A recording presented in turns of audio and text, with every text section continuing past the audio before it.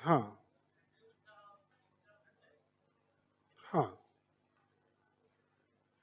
बरसात के दिनों में ज्यादा दूर तक जाती है, गर्मी के दिन में ज्यादा दूर तक जाती है, सर्दियों के दिनों में ज्यादा दूर तक नहीं जाती, क्योंकि सर्दियों में हवाएं शुष्क होती हैं और ठंडी होती है, उसमें ड्राइनेस होता है, मॉइस्चर कंटेंट कम होता है। Types of sound wave. अब ध्यान रखिएगा किसके कंपैरिजन में पूछ रहा है एग्जाम में।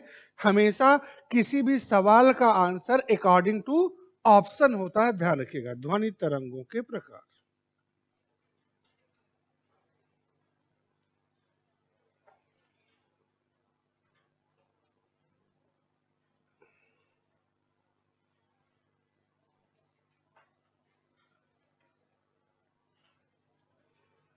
ध्वनि तरंगों के प्रकार तीन तरह का होता है, सुन लो समझ लो फिर लिखिएगा, मैं बता रहा हूं। इसको मैंने एक बार फिर पहले भी बताया था जब हार्ट साउंड की बात कर रहे थे। तो ध्वनि तरंगे तीन प्रकार की होती हैं। मैंने पीछे भी बताया था कि एक याद रखो जो आपको सुनाई पड़ती है, बाकी दो क्या कर लेना है, लॉजिक पे सेट कर लेना है। और जो सुनाई पड़ती है उसे आप कहते हो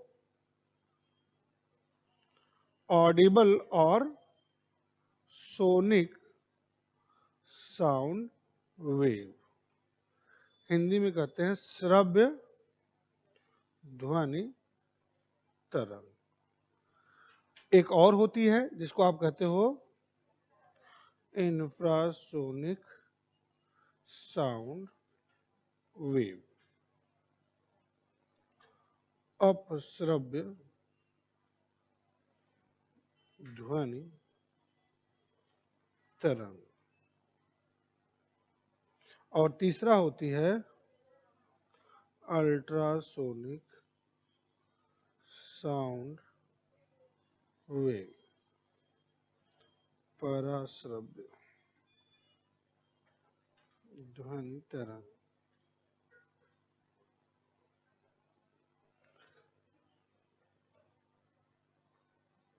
पराश्रव्य ध्वनि तरंग। अब मैंने कहा कि एक आपको याद रखना है, कौन सा याद रखना है, जो आपको सुनाई पड़ता है। और उसकी क्या याद रखनी है, फ्रीक्वेंसी, आवृत्ति याद रखनी है कि कौन सी ध्वनि तरंग आपको सुनाई पड़ती है जिसकी फ्रीक्वेंसी जो होती है between 20 hertz to 20,000 hertz. 20 hertz से 20,000 हर्ट्ज तक की ध्वनि लिखने का कुछ लोगों को नोबेल प्राइज मिलेगा, ठीक है। तो जिसकी आवृत्ति क्या होती है 20 हर्ट्ज से 20,000 हर्ट्ज के बीच होती है, वही हमें सुनाई पड़ती है।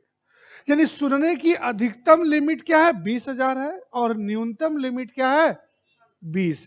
किसकी, आवृत्ति की, फ्रीक्वेंसी की।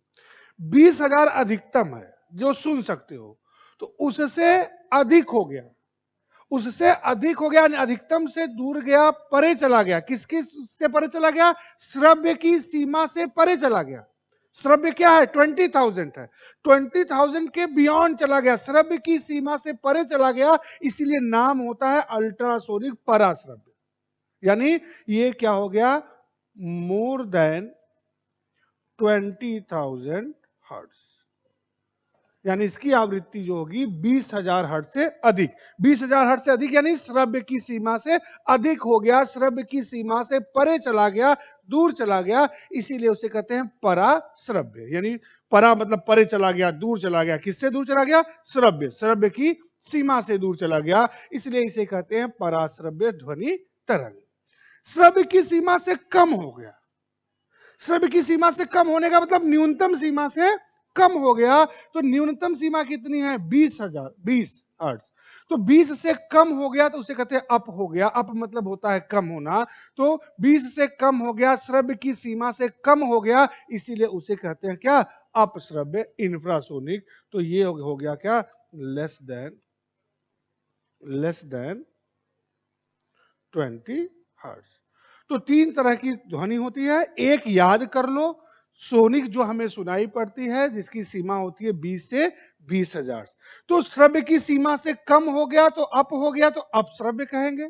श्रव्य की सीमा से परे चला गया, दूर चला गया तो उसे कहेंगे पराश्रव्य। हमें आपको सुनाई पड़ती है केवल श्रव्य तरंग, ठीक। लेकिन हमारे जानवरों को, कुछ को इंफ्रासोनिक भी सुनाई पड़ती है, कुछ को अल्ट्रासोनिक भी सुनाई पड़ती है और कुछ को दोनों सुनाई पड़ती है, ठीक है। इसीलिए जैसे ज्योग्राफी पढ़ ली है ना, ठीक, सिस्मिक वेव्स आती हैं, भूकंपी तरंगे आती हैं, तो देखते हो भूकंप आने से पहले चिड़ियां उड़ जाती हैं, जो है हमारे घरों में जो जानवर हैं वो बोलने लगते हैं, चिल्लाने लगते हैं, याद है? तो कौन सी वेव्स होती हैं? एस वेव एल वेव नहीं पूछ रहे थे, ठीक है।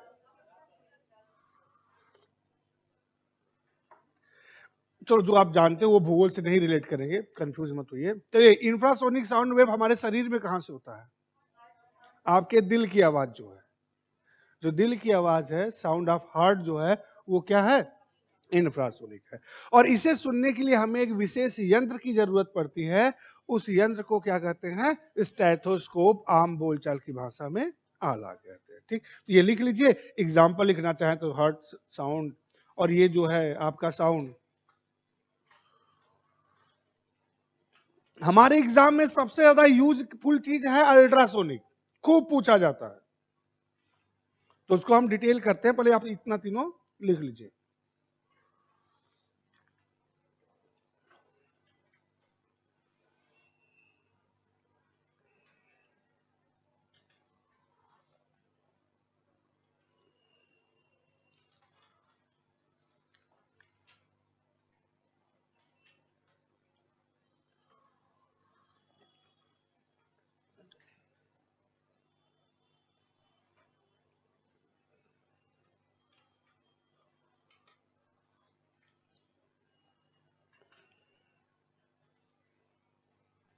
और कोशिश क्या करिए, जब कहता हूं लिख लीजिए तो बोर्ड पे देखने की जरूरत ना पड़े, आपके दिमाग में क्या है वो लिखो, फिर अगर रुक रही है पेन तो बोर्ड पे देख लो।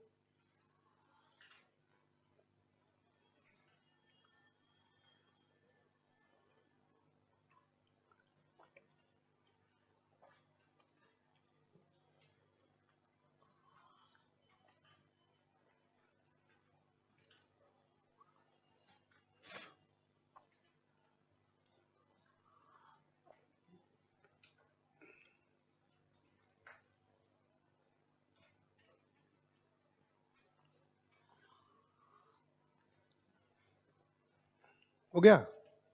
अब हेडिंग डालिएगा, uses of ultrasonic sound waves, पराश्रव्य ध्वनि तरंगों के उपयोग। Uses of ultrasonic sound waves, पराश्रव्य ध्वनि तरंगों के उपयोग या का उपयोग। पराश्रव्य ध्वनि तरंगों के उपयोग या उपयोग।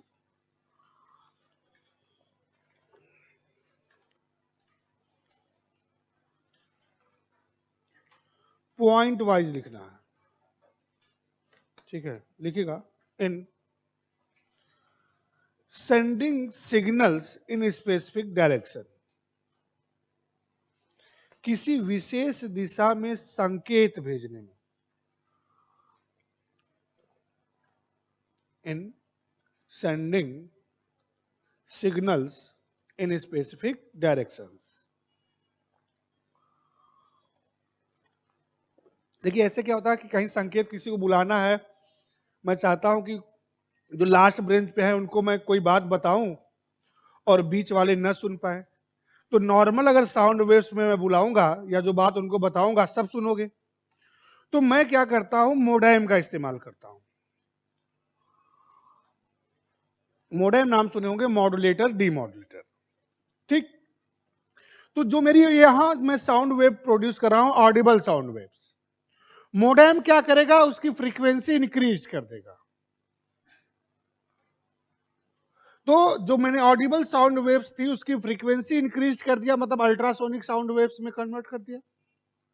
फिर वो ट्रेवल करके उनके पास गई, उनके पास दूसरा मोडेम है, उस मोडेम में एक ने क्या किया, मॉड्यूलेट किया, दूसरे ने उसको क्या कर दिया, डीमॉड्यूलेट। इसलिए मोडेम का पूरा नाम होता है मॉड्यूलेटर, डीमॉड्यूलेटर। वहां जितना इसने बढ़ाया था वहां उनके वाले ने उतना क्या कर दिया, डिक्रीज कर दिया, और उन्होंने मेरी बात सुन ली, बीच में जो लोग हैं वो नहीं सुन पाए। तो वही आपने लिखा है कि किसी विशेष दिशा में संकेत भेजने। ठीक, लिखिएगा। अब दूसरे पॉइंट में कॉमा देके कई चीज लिखना है, फिर उसको मैं इकट्ठे समझाऊंगा। उसमें एक विशेष टेक्नोलॉजी यूज होती है, लिखिएगा। इन मेजरिंग डेप्थ ऑफ सी, समुद्र की गहराई मापने में, कॉमा फाइंडिंग सी रिसोर्सेज, समुद्री संसाधन का पता लगाने में,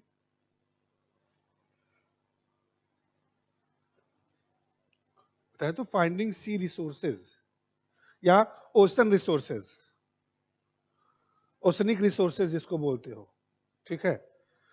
comma two find out the height of flying aeroplane, उड़ते हवाई जहाज की ऊंचाई ज्ञात करने में।